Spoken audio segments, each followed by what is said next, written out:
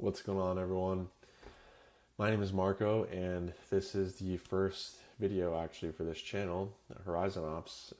I am a ex-Meta project manager. I spent 3 years at Meta, and now I help businesses scale by building them systems.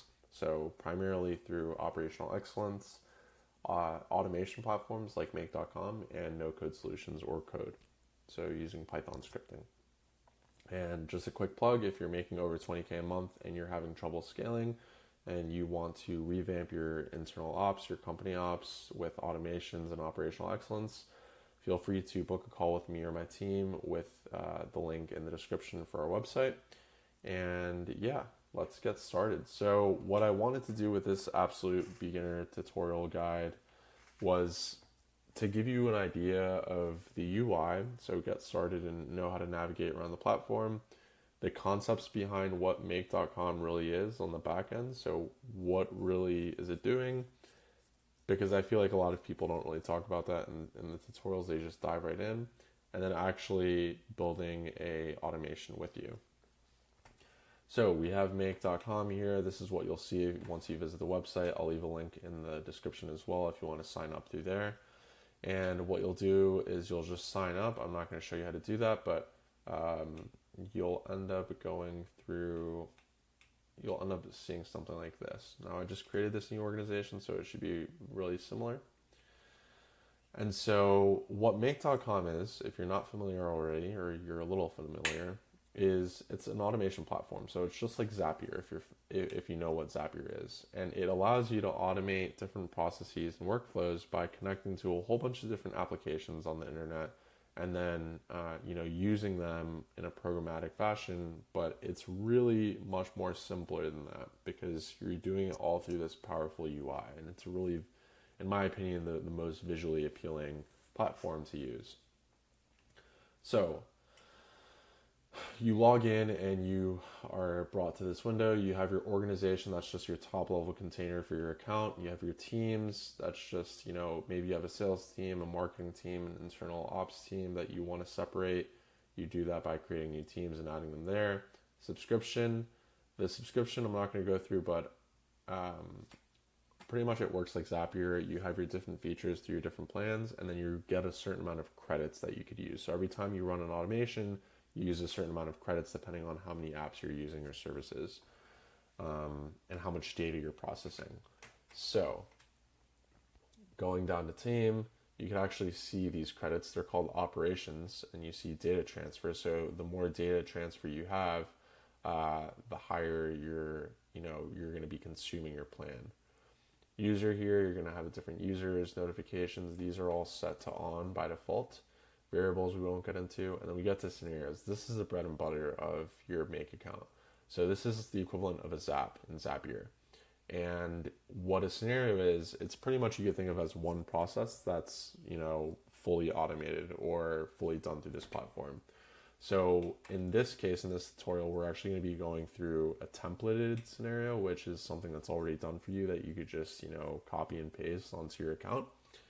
And you could create your scenario up here by clicking on that. So we'll do that in a little bit. And then you could segment them by active. So meaning they're on, inactive. In this case, this is one that I just made beforehand. And then concepts. Concepts isn't super important right now. We'll move on to templates. So templates, these are public templates. So things that people have already made, scenarios that people have made, that they just shared with the internet. So this is really, really neat if you're a complete beginner and you're like, well, what the heck can I do with this platform? This gives you a really good idea. So, create Google Calendar events from data on your Google Sheet. Create Trello cards from new Google Sheet rows. You could go on and on. There's a whole bunch here, but in this tutorial, we're actually going to be recreating one of these templates. So if you want to create it from scratch, like I'm going to do it and follow me, that's cool. Or you could just, click on this and get a head start and not have to really create anything from scratch. And one final note about templates is that you'll see here, there's this a guided setup. So it'll give you like a TLDR. It tells you what applications it uses, and it just guides you through the setup, which is really neat. Like a little tutorial. And so connections we have here, these are just all the different applications that you're connected to. In order to interact with these different apps, you have to be connected and authorized to use them. So in this case, for the tutorial, in the example that we're going to go through, we're going to be using Google, so your Google account, your OpenAI account, and your Slack account. And so you're going to have to reauthorize these sometimes because they disconnect and you need to reauthenticate. But that's fine. Just something to look out for. And then you have webhooks, which we won't go over. And then you have the rest of these things: keys, devices, data stores, data structures, custom apps, which we don't need to get into right now because that's too complicated. So what I'm going to do is I'm going to go and merge these two together.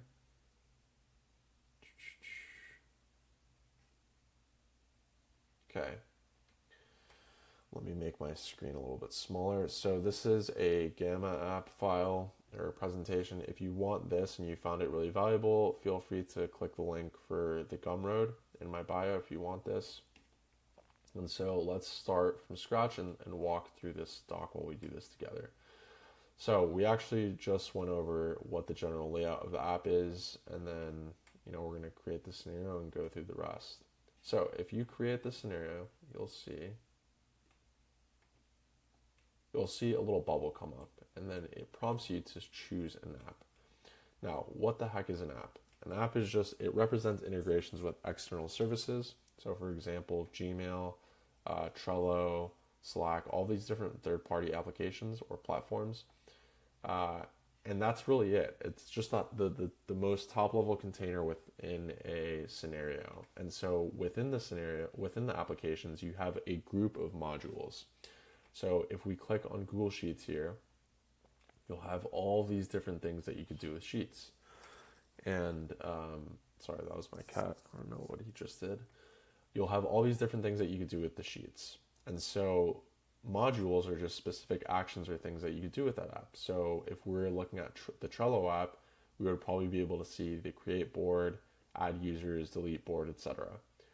And so the TLDR here that I think is really important to understand is that you're just interacting with a whole bunch of APIs on this platform.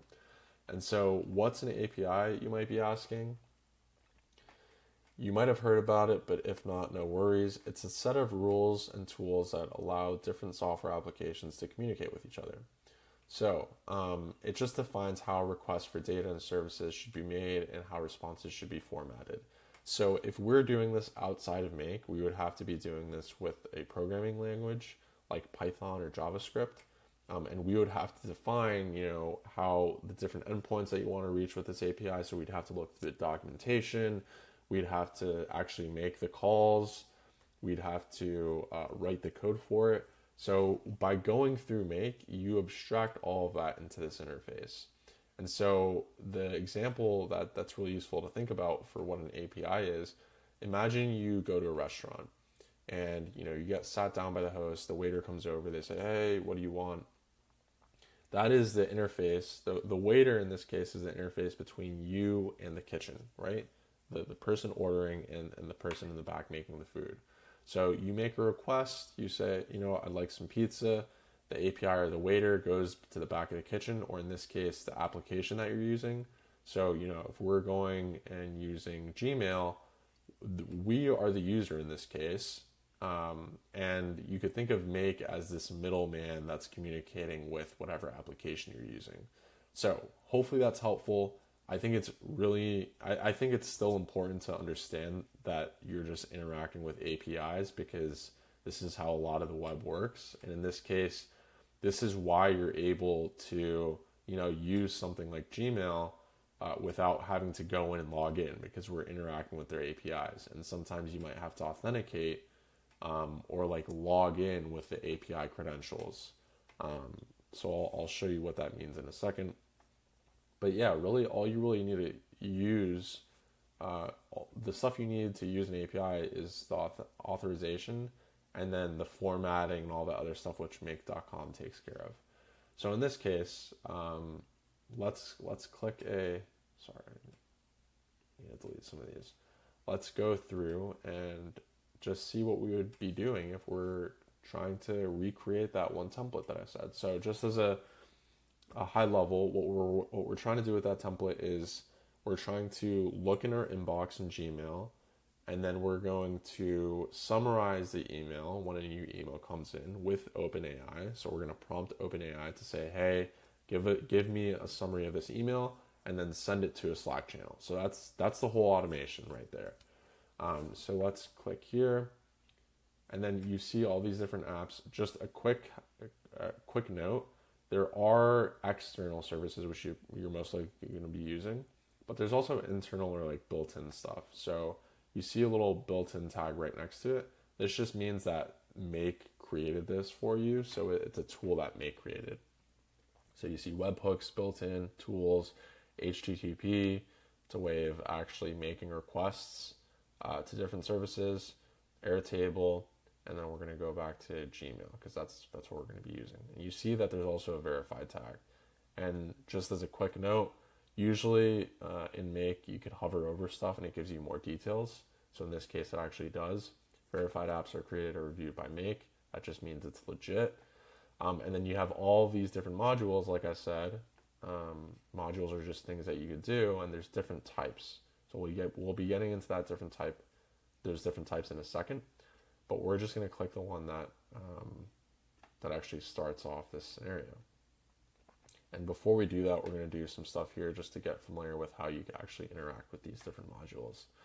So to delete a module, we're going to right click, and then you can see all these different options. You can rename it if that's, if you want to name it something differently or more descriptive. You could run this module only. I'll go over that a little bit later. Add a note. Maybe you want to add a note of what to fix or what to change later on for your team or for yourself, or you could delete the module. In this case, let's just delete it. And then if you have nothing here, you'll just see this little clock icon. This represents that it's a trigger. We'll also be getting that in a little bit. And then you could add another module here. So going back, we're creating this, watch emails, boom, we have a module created. Simple as that. But going back to the API discussion, we actually need to set up a connection. Otherwise, how is Make going to know that it needs, in my case, Marco's inbox? Well, you have to set up a connection. So I already did this, but for the Google account, you could actually just sign in through Google. And then you'll see here, you might be curious, you might want to click on Show Advanced Settings just for the heck of it. So here you have client ID and client secret. And so you might be thinking, what the heck is this? What does this mean? Going back to the API example, another reason why I think it was helpful to bring up is these are just your login credentials for your API. So instead of going in your browser and putting in your email and password, this is the API's version of that. And so you could either usually Google how to find these credentials for a certain application, in this case Gmail, or you could go through this guide. If you're using a personal Google account, here it says, to find that information. In this case, I don't need to do that. I already connected the account. So we'll exit out of here. And then, it says add a module we did, delete one we did, and then connect to. So to add another module that it connects to, we're going to just click that little icon here, or we could just right click and then add a module. And then if you bring it close enough, it'll automatically connect. So in this case, we're just going to search up for OpenAI because that's the next one. And then we're going to look for create a completion prompt. This is just like when you're on ChatGPT and you're asking it a question. This is the same thing. You're not going to want the rest of these. So we're going to get back to this.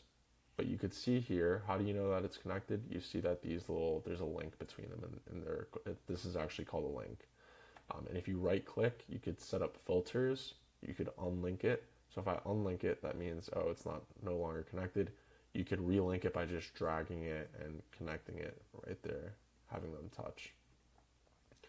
And the other options, we won't get into that later, but you can add another module in between these or another note. Filter, it just means that you filter whatever data is coming from the previous module. So maybe you don't want all of it, or you don't only want certain conditions. We could get into that in another video. I don't want this to go too long. But yeah, let's go back and actually describe what these different types of modules are. and then we'll get into configuring this module so it works correctly. So there's 5 different types of modules. Let me just scroll through here. There's actions, searches, triggers, and iterators and aggregators. This is what Make defines as the 5 different types of modules if you go through the documentation. So we're going to actually start off with triggers because this is what this happens to be. And so you know that something's a trigger, by the way, because it has this little clock icon. You might be thinking, why the heck is there a clock icon? Well, it just means it's scheduled to run at a certain time or get information instantaneously. And so triggers are usually the first module in a scenario, serving as a starting point, and they could only be placed in the beginning of a scenario. That's important, right? Because you don't want, you literally actually just cannot add it later on. It has to be in the beginning.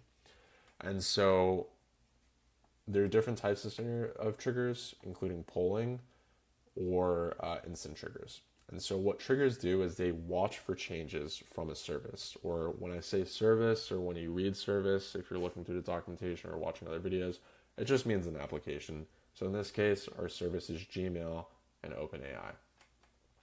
So we're watching for changes. Now there's 2 different ways that you can watch for changes as a trigger, if you're a trigger module. You could poll, which means you're constantly at a scheduled interval, you're asking for that service or application, hey, has anything changed with this resource? Or you could do it via instantaneously, or what it's called is it's called a webhook.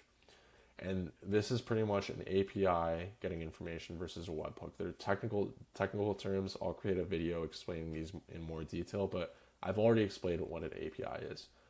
But the difference is how they receive these changes. And how I like to think about it is push versus pull. So I'm going to give you a really practical example that makes this really easy to understand. And this is really important. I'm getting into the details here because I do think it's important to understand how all this works in the back end, because it allows you to use the platform a lot more effectively. Anyways, imagine that you've ordered a pizza from a restaurant that doesn't notify customers when your orders are ready. So in order to check your order, you have to call the restaurant every 10 minutes to ask, hey, is my pizza ready? The first time you call, it's not ready, okay? You have to call in another 10 minutes, it's still not ready. The third time, the owner picks up, says, yeah, your pizza's ready.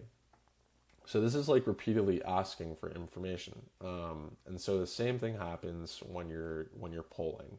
So you have to regularly schedule an interval. On the paid plan, I think you could go up to 1 minute. So you see down here, you have schedule settings. So we click that. Well, you could also click this on if you save this. But you click schedule settings and you could see the different types of intervals that you could run this. So these are polling, right? You could either run this once every day, certain days of the week, days of the month, specified dates, or at regular intervals. So this goes by minutes. If you're on a paid plan, this goes to 1. If you're on a free plan, it has to be at 15 minutes. That's just one of the different features that you get with the paid plan. And then you also have advanced settings, so you could have a start date and then an end date. Doesn't really matter for now, but what I'm trying to explain is you have to schedule these to run at a certain time, meaning once you schedule this, in this case it's 15 minutes, in our example, we're going to be asking Google or Gmail, hey, has there been new emails within every 15 minutes. So every 15 minutes, make.com is going to ask on your behalf to Gmail, is there a new email? And then the other type of trigger is the webhook. So now imagine that you ordered from a different restaurant, and instead of having to call every 10 minutes or every 15 minutes, when your pizza ready, the restaurant just automatically calls you. And so this is what a webhook is. The information is pushed to you as soon as it's available. So you don't need to keep checking, and you'll be notified when there's an update. So in one sense, for the API you're pulling, so you have to pull that information from that service, and in webhooks, it's just pushed to you. So you might be thinking, why the heck would I be using polling over a webhook? Well, the simple answer is that all these different apps have to develop their APIs and their webhooks. Sometimes they don't have a webhook established for a certain action, and that's perfectly okay. You just have to, be reasonable with the amount of time that you're polling your service. Otherwise, you might be using an extreme amount of operations.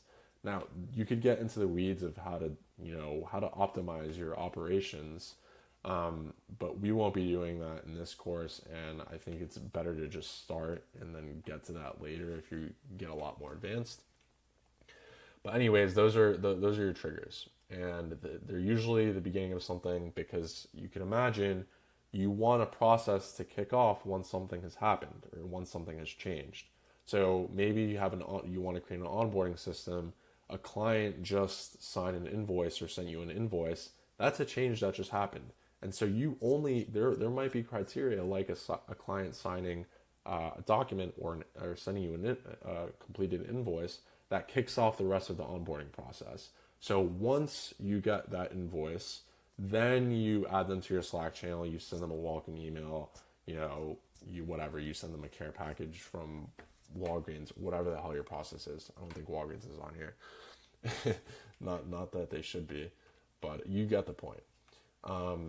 So they're usually scheduled, the first module is usually a trigger, which makes sense because it's once something happens. And then we'll move on to the actions. So actions are the most common modules, and they perform specific tasks. And within actions, you have 4 different subtypes, or what are known as CRUD operations. So if you interact with a database, you know that these are actually how you interact with them. You could either create data, read data, update data, or delete data. That's how you interact with a database. And if you think about it, that's pretty much how the entire web works. You're either creating data, reading it, updating it, or deleting it. And so that's exactly how actions work. So in this case, we have create a completion. So it's creating a prompt in which we'll get a response. And a note here is that they could be placed anywhere. You could actually start a scenario with an action. Maybe it's just a time interval and you don't have to watch for a change. Like maybe you send an email every morning to your girlfriend and say, hey, I love you so much. So, that could just be like, you could just have a Gmail action. So we'll go on Gmail. You see your actions here. And note that there's no trigger because triggers can only be started in the beginning. So you don't see the trigger here anymore. But you could say, send an email, right? And you could make that the beginning of the scenario, and you could say, hey, I love you so much. So you could have an unlimited amount of actions in this scenario, and an example includes getting a details about a post, adding a row to a Google Sheet, or sending a push notification, or creating a report. Cool. And in this case, this OpenAI module is an action. Now, the third type, this is label number 2, just bear with me. The third type is search. So you're actually searching for data. You'd be surprised how much you actually need to search for information until you start doing these, creating these scenarios. But search just goes through and it just searches your account, your service, and it returns data collected based off certain specified criteria. And just as a heads up, Make classifies pretty much data that is passed in or passed out or passed through the scenario as a bundle. So that's just a group of data that moves through the scenarios. It's known as a bundle. So in this case, we have an email coming through. You see here actually the maximum number of results. This is because say we're doing a schedule for 15 minutes, you might actually have like 6 emails come through. So that's why we have this max here. But let's just keep this to 1.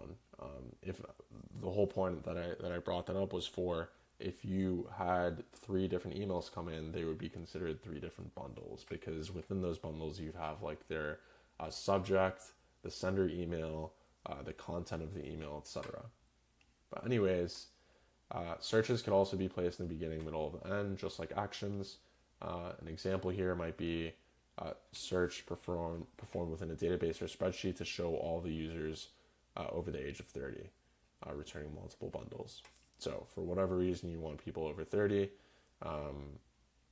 and that's how you do it. You do a search function. And so actually let me just show that. So you have sheets, perform a function, create, rename, list, rows, add a row. And so you'll see here search. So you could have, usually you could have an advanced search where you have really advanced criteria, or like get me this based off simple criteria.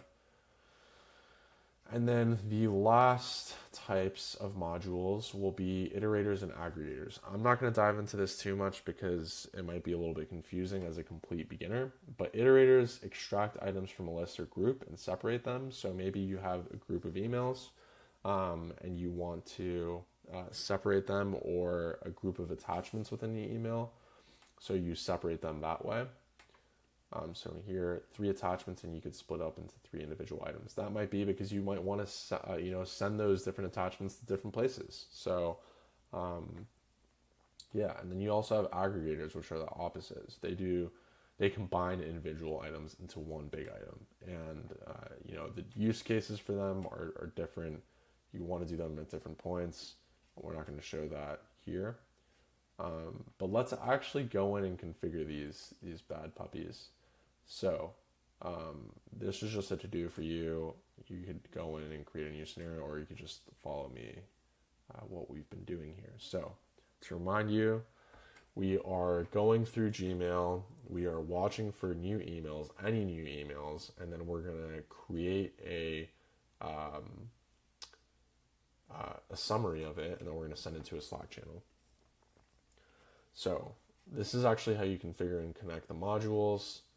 You select an instance as a module. So here we chose the app and the specific action.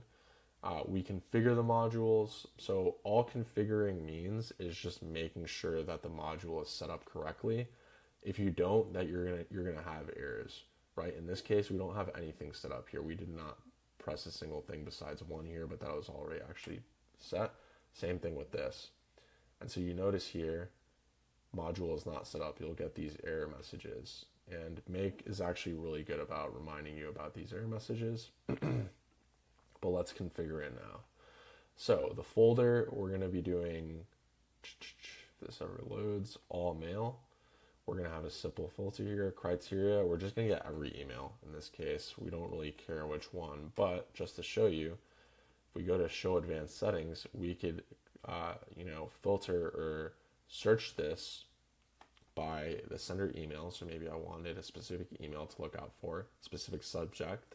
So maybe, for example, you're looking for new invoices to that onboarding example. Maybe it's always the same subject, which is really convenient. Maybe it's you always send invoices through PayPal and the subject line is PayPal, new invoice has been signed, or whatever. You could put that just so you could filter it and only get those types of emails.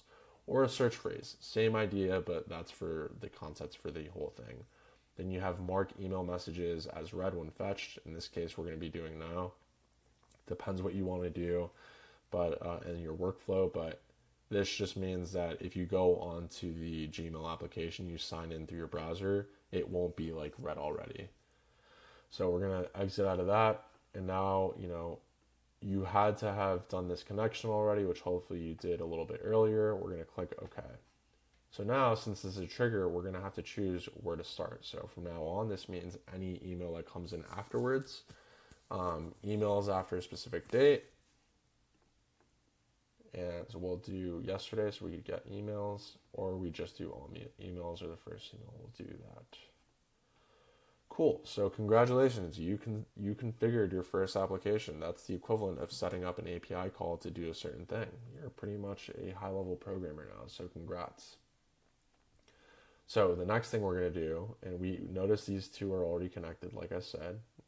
And just to remind you, we could unlink these by pressing unlink, and then we could connect them just by moving it close together.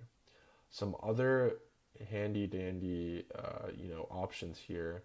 There's an explain flow, this little airplane icon. No idea why it's an airplane, probably because it's just moving, but that explains how stuff moves throughout your scenario. So in this case, we see that an email is just sent here. We haven't configured this to do anything or sent it anywhere else. We just have an email sent to our OpenAI, so that's useful. And another option, auto align. So it just makes things nice and pretty. Cool. So now we're going to click here, and then we're going to configure Like I said, configuring is just making sure your app is running correctly with all the data inputted correctly. So we're going to configure this to take the email and summarize it. So what we're going to do here, create a chat completion, GBT models. We're going to have the model. In this case, it's going to be GBT4 Turbo, and all of those are systems for the most part. You'll notice this map method here, or selection. What this is, it just is a way of mapping data, maybe from previous modules or the current module to your settings or configuration settings. And data mapping is just the process of having data pass from one module to another. And if you think about it, without these connections, without this data mapping, it's pretty much useless because the apps can't interact with each other. So in this case, we're going to go in here, add a message. So we're going to have a user. This is just us as if we're prompting ChatGPT. And here, if you click on this, then you see all of these different, pieces of data from the Gmail option. Let me move this a little bit more. And so there's a couple of cool things or things to note here. So let's move this over here. Move this a little bit more. So, if you hover over it, you could see that the Gmail app starts to pulsate.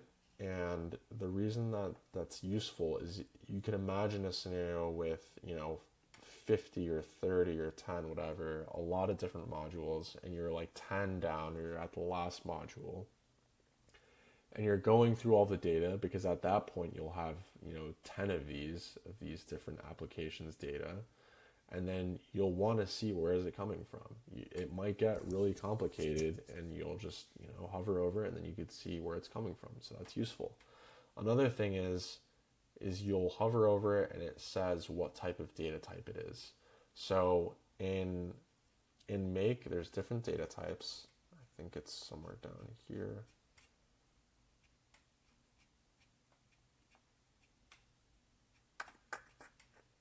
I think I might have to create a part 2 for this video. Sorry for going over 30 minutes. I'll try to finish this quickly, but there's different types of data. So let's actually just go through here. So there's text, email, text again, email again. Let's try to find another one. ID. Okay, no, there's no numbers. So there's usually numbers, text. Collections are pretty much lists or groups of things, and then arrays are groups or lists of items of data that are similar types. So, you might have an array of text, so, different words within a list. Collections just allow you to have different types, so it can also have arrays, and it can have text, it can have numbers, it can have arrays. And so you see the different types of data here just by hovering over it. And then you also see an important thing is that you'll see the type of input that you need. So in this case, you hover over it, it says type text, so we know we're going to need text. And so let's just create this prompt here. I'd like you to create a summary for this email. And so what you do here, you could just select from the data that you've processed before. So you can see here we have actual data, and what we're going to want is address, recipient, text content. So that is going to be all the different type of, or just the text within the body of the email. And so what you're doing here is you're saying, okay, ChatGPT, I'd like you to create a summary for this email, and you're pasting in the text content from the email that you got in the previous module. And that's all data mapping is. It's getting data from one module and using it in another. And if you weren't able to do this, the whole point of this platform would be useless because you can't connect the dots with applications. This allows you to connect the dots, manipulate data, delete data, and do really cool stuff by this fundamental understanding of mapping data to different to different modules. For max tokens, it can't be empty in this case. We're just going to do 1,000. That should be enough for the email. And then you also have advanced settings. There's a lot for ChatGPT. We're not going to go over this. Maybe I'll make a video just specifically for ChatGPT because that's like the hottest topic of the year. But we're going to click OK here. That should be good to go. We have our system configured. I added in the connection on my own, but you would have your API key and organization ID. Here you would just log into, you'd Google, OpenAI, you'd go on their website and you'd click log in to the API portion, and then you would generate an API key. So you could Google that. I'm not going to show my screen for that. I'm more than confident that you guys could do it, but you'd also find your organization ID and your API key. So like I said, the Gmail, you could sign in through your Google account, like sign in through Google, which makes it really easy. But if you're a complete beginner and you don't know what the hell an API key is, this is why I went over the API stuff, because you might hit this point and you'll be like, what the hell is this guy talking about? What's an API key? So like I said, there are just credentials for it. You don't need to fret. All you really need to do in those scenarios is Google, X services, developer portal, or API key, and then you can see how to get it. So I'm going to presume that you guys did that. We're going to press OK. Cool. And, when it comes to testing, so we're going to add in the Slack in just a second, but when it comes to testing, you could right click and then just hit run this module only. What that allows you to do is just run the specific action in isolation, or in this case, a trigger in isolation without using the other apps. So you might have a scenario with 50 different modules. And so if you keep running it, the whole thing will run over and over. You're just going to use credits. If you don't care, YOLO it, who gives a F, that's on you. But if if you're somewhat conscious about it, that's another way of doing it. I might add that it's just generally easier to run it once. Because for example, if we run this module only, we'll have to generate the text content, and maybe you want it to be as realistic as possible. So it's just easier to just run it entirely. So let me just run once. This is how you test it. So you're going to see, this is a little loading sign. You're going to see it's loading, or it's doing its job. Boom. So you'll notice here that you also have a little number here. That's 1. That is the number of bundles that that was created from the module. So in this case, we have 1 bundle, and that's also because we put a maximum of 1. If you put 3, you might have gotten a different answer. But the bundles have different data associated with it. And this data, like I went over with the data types, is a collection, meaning that you could have text, you could have date, you could have email, you could have all these different things. You could even have arrays within them. And yeah, these are pretty much like now you have actual data. Like you might think this is really freaking cool, and it's because it is.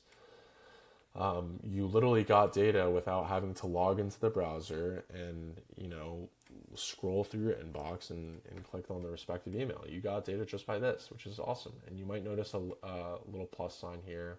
That just means that you could click into it and that there's more data. Sometimes it's just empty, other times it's not. And you can even see here headers. You don't need to go through that, but just to show you guys what you could see here. Now, we'll also see here, you could, this ran successfully. If it didn't, it would give you an error. And you see here the log. This is just the log of what happens. So just like you were programming and you ran a program and maybe something ran successfully or it didn't, this is a log of what happened, which is really useful for debugging and going in and figuring out what went wrong. So we see here, we have 1 bundle generated. It shows the input, so the GPT-4 model, chat, max tokens that we set, and then the advanced settings that were already preset. And then we have the result here. So in this case, you might be thinking, well, where the hell is the chat that I asked for? It's actually, you have to go into choices and then 1, and then you'll see message and then content. Cool. So type form test. Cool. So this is just a welcome to Typeform email that I received.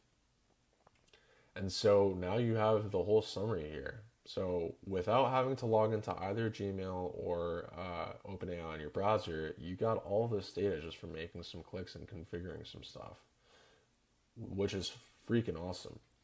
So now what we're going to want to do is we're going to, like I said, map data. So mapping data is the process of bringing data from one module to another. So now we've transformed this email into a summary. That's awesome. Without this connection, none of that would have been able to happen. So we add one final one here. So you could either look through it, you could scroll through it. In this case, I'm going to do that, or you could search it in the bottom. And now you'll see the different actions that we could do here. You could do stuff with files, messages. I'm just going to create a message. So same thing here. I already added my account here. Actually both Marco, and then you could configure it. Usually, like the configuration, sometimes it's a little bit annoying, but usually it's pretty straightforward. If you're having issues with configuring it or just with your scenario in general, just feel free to reach out to me or my team. Okay, also sorry for my cat, he's meowing in the background. And okay, let's select this from the list instead of entering it manually.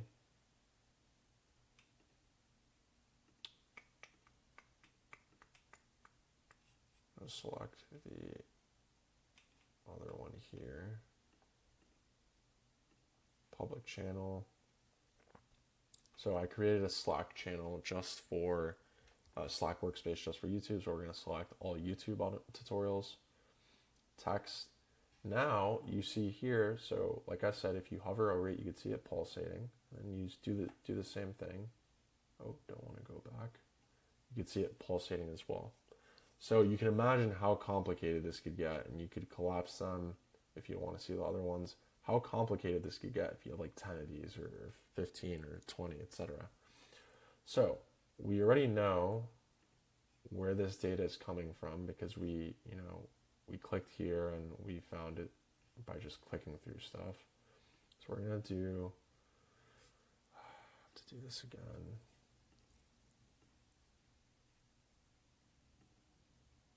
YouTube automations. And then we're going to go through here, choices, because we know it's there, message, and then you're also going to have the data here. So you could usually tell by the data that you found in the previous module. We're going to see here, text. And it's type text, and we already have type text. Boom, so it's a match. Blocks, we don't care about this right now, or any of the advanced settings. I just want to finish this video because it's actually pretty long. So we're going to click OK. And now, let's see. Volume must not be empty. Okay, that should actually be good because Okay, so now we've connected everything. So we got the email from the watch module or trigger here. We got our OpenAI create a completion or create a summary. Now the final thing is just to send a Slack message. So we're going to run this once, and the whole thing is going to work. So it's getting the email. You see that it completed a bundle. It got a bundle. Now it's getting the ChatGPT prompt, and then it sent a message. So let's check here the bundle that it created. Cool. So we have the input, which we just did, and the output. So we have a timestamp, and we have the channel ID, which is usually a good sign. Nothing went wrong. We have the user type, timestamp, and then we have the text here. So this is pretty much what you've sent to Slack. And so how are we going to check? We're going to go through the Slack. And we're going to click here.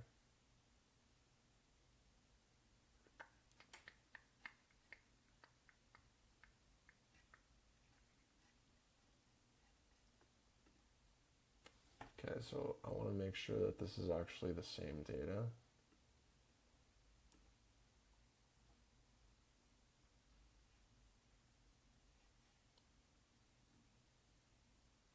Or text content.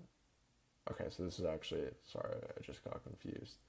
So this is why, running these after you do one after the other, it's helpful because you know what data to expect. In this case, it was a different email. Maximize your lead generation output. And then here we see that under choices, one, message, content, we have the same thing. So it summarized it. And then finally, it got sent over to Slack, and we see that here. So we'll go back here, and it got sent as Marco. Cool. So yeah, the last thing I'll say very quickly is you could actually turn this on now. So you could schedule it to be on, and then it'll run every 15 minutes. And then boom, you have your first completed scenario on make.com. So hopefully that was all useful. Like I said, if you are a company struggling with your internal operations and wanting to scale, feel free to click the link in the bio. I think that got screwed up here. Feel free to click the link in the bio and then schedule a call there. Or click the link to get the actual file that I created for you guys. I will go over the rest of the basics or foundations, I think, but I think this was a good start. If you found this useful, feel free to like and subscribe. I'll be trying to add a lot more of these types of videos with different platforms, maybe Airtable, Zapier, etc., etc. So yeah, hopefully you guys found this useful, and hopefully you get value out of this first video. So thanks for your time, and I will see you guys another time. Thanks.